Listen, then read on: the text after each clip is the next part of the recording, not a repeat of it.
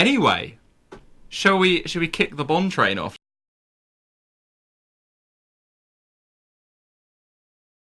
I feel like this was a lot more Bondy than Skyfall was, just in terms of the general formula. Skyfall is a better film. Yeah. But I think Spectre is a better Bond film, or a more Bond film. It feels like the kind of film that the general public will like more. You know, it's the type of people that will like Fast and Furious 7 will probably like this version of Bond. See, I think they prefer Skyfall to this. That's the thing. I'll be interested to see what happens. But I mean, see, my impression is that they've had, obviously, the huge commercial success with Skyfall, and they've just thrown so much money into it, and just like, look, make another Skyfall, make another Skyfall. So that's why I think there's almost a bit of an imbalance where you've got these massive set pieces, which are sort of huge expense on these big set pieces, which sometimes don't really fit in with the pattern of the rest of the film. Like, it's played quite sort of, you know, toned down for large periods, and then just suddenly, boom, massive action. Yeah, and it was more like the sequence approach, where it was more just this set piece, a little bit of backstory, then another set piece, and it was more about the set pieces. Whereas Skyfall was more kind of a personal journey almost. Yeah. Anyway, I think we should maybe go to another song and resume our thoughts on the return. And something that you might throw lots of money at are diamonds. Oh my god. Ouch. For Shirley Bassey, diamonds truly are forever. There's a nipple. I just ooze cringe. General opinions then. It's not as good as Skyfall. You are joking, right? Because Casino Royale was just like so un-Bond. I like... Did we watch the same film? It's like halfway between Skyfall and Casino Royale.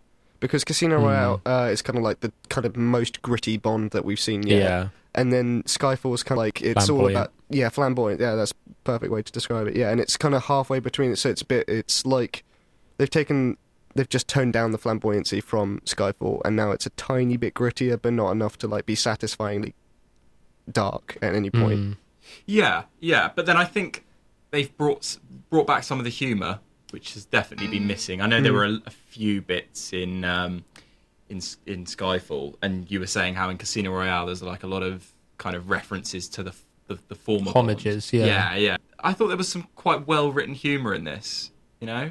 Ish, yeah. It's more kind of like witty one-liners rather than proper humour. Yeah. It doesn't feel like the humour's written into the scene, rather it's just dialogue. Yeah. There's one moment of like physical comedy. Yeah, that's true. Simpsons-esque. I'm not a huge fan of the Roger Moore era films. There's a bit more of that silliness to it, and I think even the Sean Connery films have that kind of. There's definitely a Sean Connery vibe to this one. It's got. I think the Roger Moore comedy was like a little bit cheesy.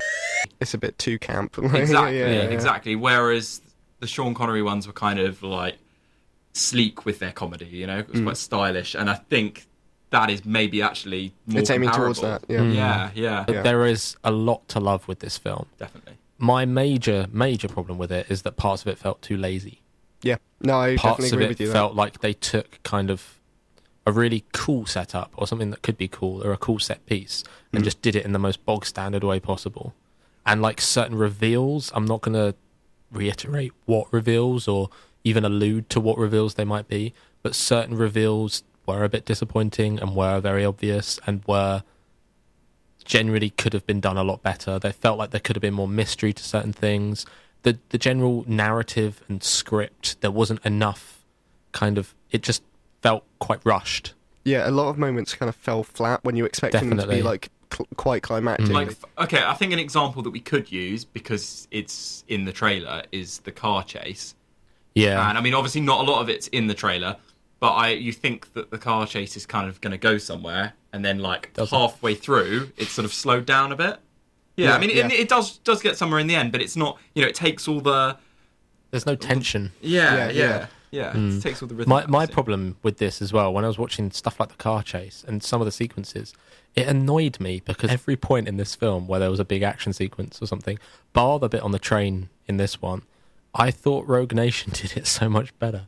I had so much more fun with Mission Impossible Rogue Nation than I did with Spectre. The car chase in Mission Impossible is so much better than the car chase here. There's a good car chase, is that? There's a brilliant car chase in Mission Impossible. I think that's the difference that Bond has always had over other films, is the style. You know, I like that there were references in it that kind of to like the current economic climate and the government and they that did kind keep of it thing. very current, but at the same time they kept it almost too current because too many other films had already done that. If you do horror villains, you make them like typical to the like something that people are afraid of at the time. I feel like at the moment, spy films definitely have a thing that they're aiming towards, like Definitely. like focusing towards, and this film kind of falls into that slot quite NSA easily. kind of, yeah. Yeah, like the Edward Snowden stuff, Yeah, essentially. yeah. The general setup wasn't completely lazy, but it just felt like it was the easy thing to do, and I would have liked to see something completely unexpected with it. I think because they kind of built it up to be so much more than it eventually was, because Skyfall was such a huge film, just in terms of, I mean, scale, but also it was the first time we'd really seen into Bond's background. There was massive kind of narrative shake-ups in the Bond universe, and this felt like it was such a lackluster continuation of. Should we have another song and then We'll talk about it after. and this then song. we can talk about the cast and give our views on the characters, because there's quite a few new characters to talk about. So here is Duran Duran with A View to a Kill. But yeah, what did we think of Daniel Craig? I mean, you know, is this his fourth film? No, third. Fourth film. Yeah, fourth film. I felt he was as normal as ever. Yeah, Daniel in the Craig is role. Daniel Craig, isn't Yeah. he? Yeah, He looks like someone's carved a face into a muscle, into a bicep. he does the job. He's solid in every way. He's isn't just he? like Yeah. really tense all the time. I mean, to be fair, he's got this kind of cool vibe to him where he's like, yeah, I don't care about anything. But I think he does Even quite when a lot he's of the relaxed, stunts. he looks doesn't he? Yeah, He does quite a lot of the stunts. So Yeah, I guess he that's does a lot something of to the be stunts. gained Yeah, from yeah. He's- having a muscular Bond. I think he's not as. I don't know. I feel like people are going to hit me for saying this. He's not as charming as some of the older Bonds. No, he's not. He's a bit more gruff, isn't he? Yeah, a bit But- more rough around the edges. A bit more. Instead of like Pierce Brosnan would like pick the lock on a door and sneak through, and Daniel Craig would just walk through the wall. Yeah, that's true. And I think here he's just as good as he's ever been. He feels a little bit tireder than he used to be. Like I think Casino Royale, he was so full of beans because it was like his first film. But this one is just you can tell he's getting a bit bored of Bond a little bit. I don't know if that's just in the film or if it's the fact that it's so like put into us that he's tired of it by all the interviews and all the press coverage. Maybe it just accentuates that, and with him just growing older naturally anyway. Yeah. But It's He's hard to getting talk on. about the general quality of his acting though because he's so stable. Yeah, exactly. He's never spectacular, is he? This is the same James Bond you saw in Skyfall. It's the same James Bond you saw in Quantum of Solace. The same James Bond as Casino Royale. It's literally like you could like pick a clip from any of the films and assume it's the same one. The supporting cast are a lot better. I mean, here, we've got obviously the returning Naomi Harris as Moneypenny. She's really great. Ben Whishaw as He's Q. even better He's here. really I think. good, and Ralph Fiennes as M. And he's really good here as well. I don't usually like Ralph Fiennes that much. I love know, like he's like world-renowned thespian, all that stuff. But usually I find him a bit too up himself. But here I was actually genuinely getting behind him. Like, Yeah, well, and You that's go, Ralph. because Q and M kind of have a bit more. and Moneypenny. But yeah. To a I lesser thought extent. as much Moneypenny got less time. Yeah, Really? Yeah, Yeah. because But- she's in the opening of Skyfall, isn't Yeah, she? so you're gonna Oh, I get a forgot big about that introduction bit. to her, and this one Yeah. she's just gonna. There. She's still involved. Yeah, she's she a is. bit involved. But I think Q actually like Definitely. moves the narrative along, Yeah, and more than- so does M. Like M, like almost in Skyfall, he's got his own subplot where he's got problems going on in Whitehall, and he's And got that Rory going on. Kinnear. Don't forget Rory Kinnear. Rory Kinnear, yeah, That guy in the background that he's doesn't really there. seem to do anything but comes along for the ride anyway. Yeah, but I like him. I like that him. I like just his there. He's got enjoy a his cute presence. face. Like Isn't he? he's He's like the a kind of teddy person bear. that he could tell the stories afterwards, but he's not in any real threat. Yeah, So he's just yeah. like he's the voyeur of this. Yeah. The Bond voyeur. That sounds like a spin-off. Yeah.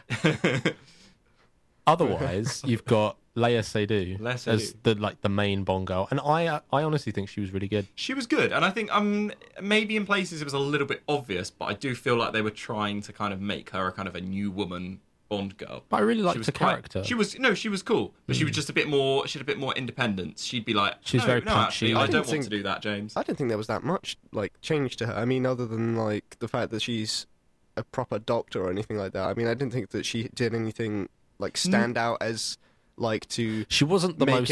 make a statement. I Yeah. didn't feel like they were trying to make a statement with her. She was very obviously a Bond girl. Yeah. There's nothing kind of like groundbreaking about There was her. one scene where you sniggered because of how much she is I a Bond didn't girl. just snigger, I full on laughed. Yeah, no, and she was. I snorted. Like Yeah. soon after that, there was a very quick change in the relationship between her and Bond. For whatever reason, that's they the were. Bond girl switch. Though. Exactly. They always start off. She's still a Bond girl. She's just a very, very, very good Bond girl. She was good. She was good, and Monica Bellucci is the other. She's not really she's in it. She's not in very it briefly. I thought she was going to come back in it because she of how is much more they of a talked Bond about girl, it. isn't she? Bond lady. Yeah. Bond lady. Yeah. Yeah, she's a lot classier than a Bond girl. She is dined and wined, shall we say, and little more. She appears, then she disappears. I think that's her role in the plot. And then there's Andrew Scott as well from Sherlock. Really good. He's really good. I mean, his character is a bit one note. Yeah. He's a bit up himself, whatever. But the acting is good in it. I just felt like it was a toned down Moriarty, essentially. Yeah, and I toned down English Moriarty. I did feel like that was possibly what was going to happen in this film. That's why they cast him, really, isn't it? Yeah. But he's cool. I liked him. Dave Bautista was good. Dave Bautista was my MVP of this film. Really? I honestly thought he was the... I think they should have given him more time. Yeah. Honestly, because he was one of the most interesting, introduced characters. He has film. one line, one word in the whole film. Oh, yeah. I feel like that's kind of part of his character that he doesn't say anything. Yeah, well, Odd Job and Jaws didn't really speak. That's true. And I feel like he is... Because they don't even say his name, do they? His name is technically Mr. Hinks, but they don't say it. But he is up there with Odd Job and Jaws in terms of henchman. He is a good Bond villain, and I remember when this was announced, I was a bit like, what? No, he doesn't fit in. And I think that's because you look at, there hasn't been a henchman really in the Daniel Craig Bonds. No. Or none of note. The closest, I think the most recent one you get, kind of, I guess there's that Korean guy in Die Another Day. Yeah. But he's not really a henchman, he's like a full-on boss, really, isn't he? Yeah, exactly. And then there's Xena on a top from GoldenEye, but again, she's not really a henchwoman. No, but none of them are like as physical as say that's true, Odd Job or Jaws, and so that's what They're like not with this. Just immediately intimidating. No.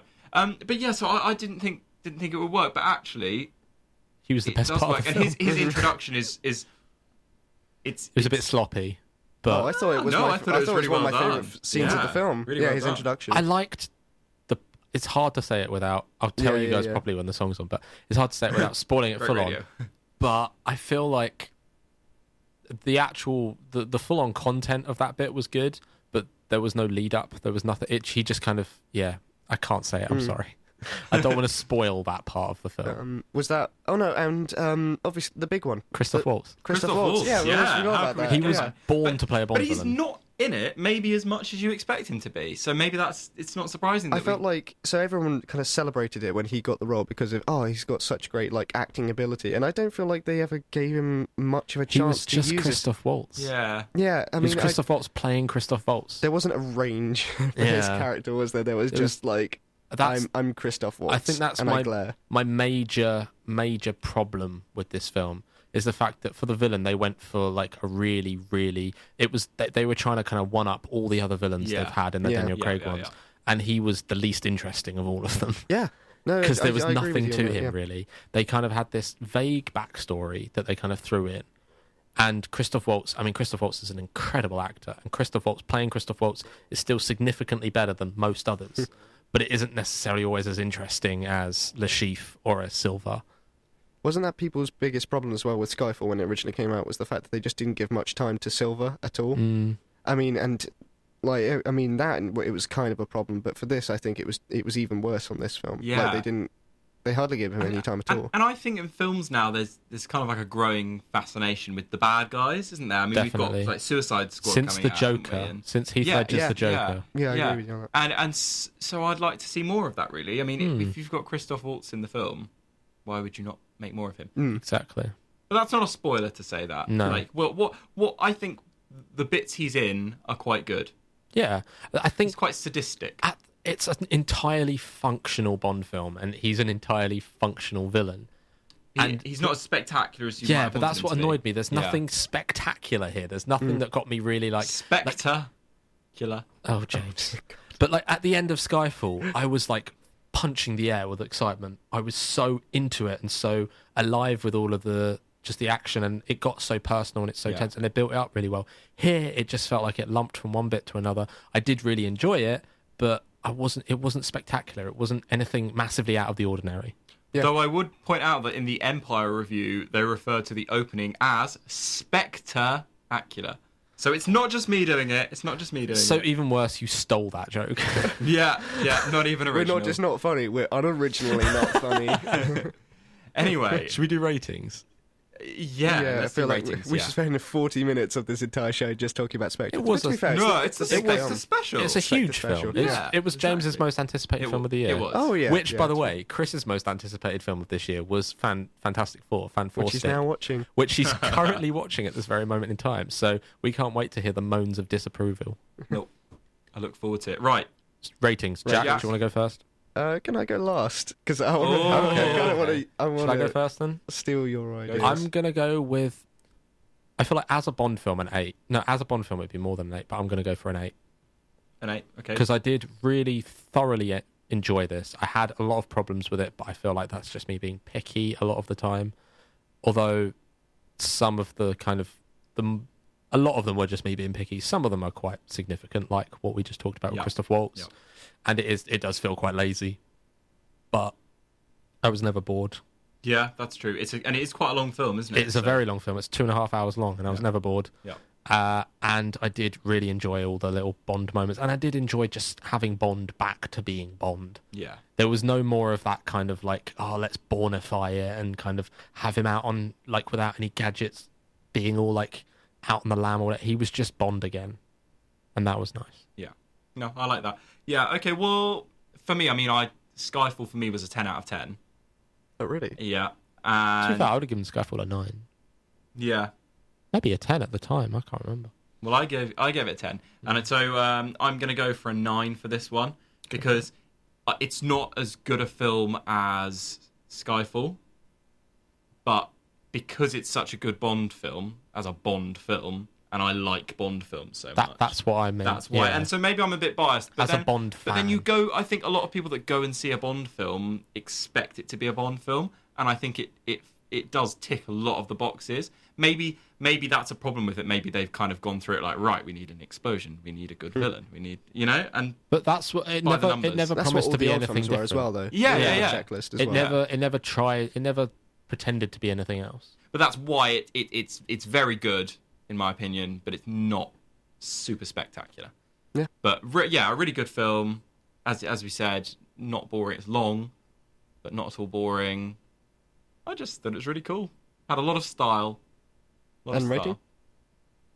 I said 9. Oh, sorry. 9. Or maybe I didn't say. Maybe I didn't say. Okay. It's fine. Jack, what's yours? Oh, okay. Jump from the 9 to 7. I think that's 7. fair. I was jumping between a 7 and an 8. So. But and whereas I can understand like forgiving some of the points, but like you said, it was just lazy. I not all the way through. Like I felt like parts of it just kind of dropped the ball a little, and I know it was the fact that when I saw Skyfall, I actually went to go see in the cinema again, which I don't feel like that. I can't think of any reason why I'd want to see this film in the cinema again. You know what? I could watch it a year from now, and I feel like I'm going to lower mine to a 7. Oh, yeah, Jack. Because I was just thinking that my I was hatred spreads. I don't really think I want to see this one again. Not because I didn't like. I mean, I'll watch it again on Blu-ray or whatever, but I can't picture myself going back to the cinema to see it again. And I would actually say, I do agree with you in that sense. And bear in mind, I never go and see films twice. But I was going into it thinking, I'm probably going to like this enough to make it the first film I've ever gone and seen twice in the cinema. Oh, really? And now I'm thinking, maybe not. And I'm hoping that the Star Wars film will be like that. So Force Awakens. Yeah. So, but I think again we have to sort of warn against that as well, because expectation can be dangerous. Exactly. Anyway, we've done all the scores. That has been a ridiculously long Spectre review. Yeah. Woo. Spectre discussion. Should we have a song? Let's have a song, James. We spent a lot of time talking about Spectre, and unfortunately, as Louis Armstrong might say, well, no, as Louis Armstrong would say, the opposite of what he would say. We don't have all the time in the world.